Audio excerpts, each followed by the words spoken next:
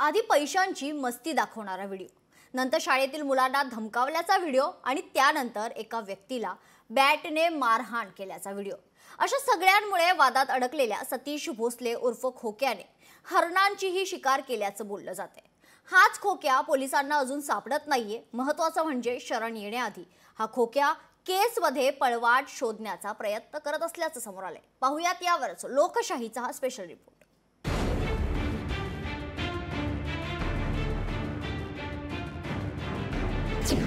सतीश भोसले उर्फ खोक्याची नवी चापलुसी। केस सैल होण्यासाठी खोक्याचे नवे दावे। शरण येण्याआधी खोक्याची नवी फिल्डिंग।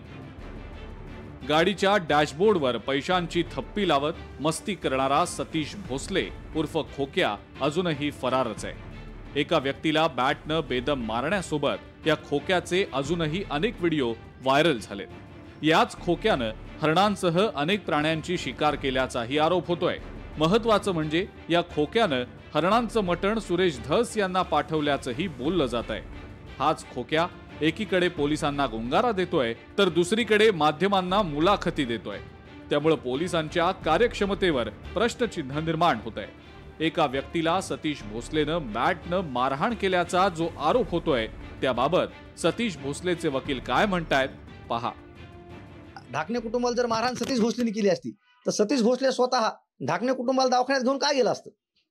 तुम्ही जर दवाखान्याचे सीसीटीव्ही फुटेज बघितले तर सतीश भोसलेनी त्याच्या बापाला गाडीतून खाली उतरले, ढाकणे कुटुंबाला त्या व्हिक्टिमला आतमध्ये बसवले आणि त्याला दवाखान्यात घेऊन गेले। म्हणजे जे मारणारे हात असते ते बचावणारे हात कधीच नसतात। म्हणून या घटनेमध्ये सतीश भोसले हा घटनास्थळावर नाही, त्यांनी कुणालाही मारहाण केलेलं नाही असं प्रथमदर्शनी FIR वरून निष्पन्न होत आहे। नाही जर सतीश भोसले जर घटनास्थळावर असते, त्यांचा जर प्रमुख रोल असता तर एक नंबरचा आरोपी सतीश भोसले झाला असता।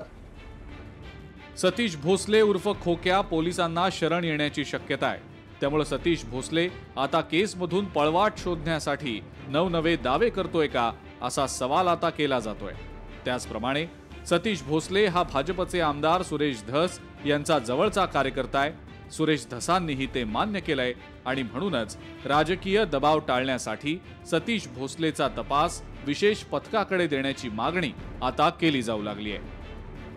खरंच धस साहेबांचा यामध्ये काही संबंध असेल तर धस साहेबांनी पण सांगितलेलंच आहे मीडिया पुढे, परंतु धस साहेबांच्या पॉइंट ऑफ व्ह्यूनी सुद्धा याचं इन्व्हेस्टिगेशन तिथल्या पोलीस अथॉरिटीने केली पाहिजे। आणि जर तिथली पोलीस अथॉरिटी कमी पडत असेल, लोकल क्राईम LCB कमी पडत असेल तर तो सुद्धा तपास, या सतीश भोसलेचा सुद्धा तपास SIT किंवा तशा प्रकारच्या तत्सम यंत्रणेकडे तो तपास दिला पाहिजे। हे सगळं प्रकरण पाहता सतीश भोसले असो की वाल्मिक कराड असो, आम्हाला वाटेल तेव्हा आम्ही शरण येऊ हा नवा ट्रेंड आलाय की काय हा प्रश्न निर्माण होतोय।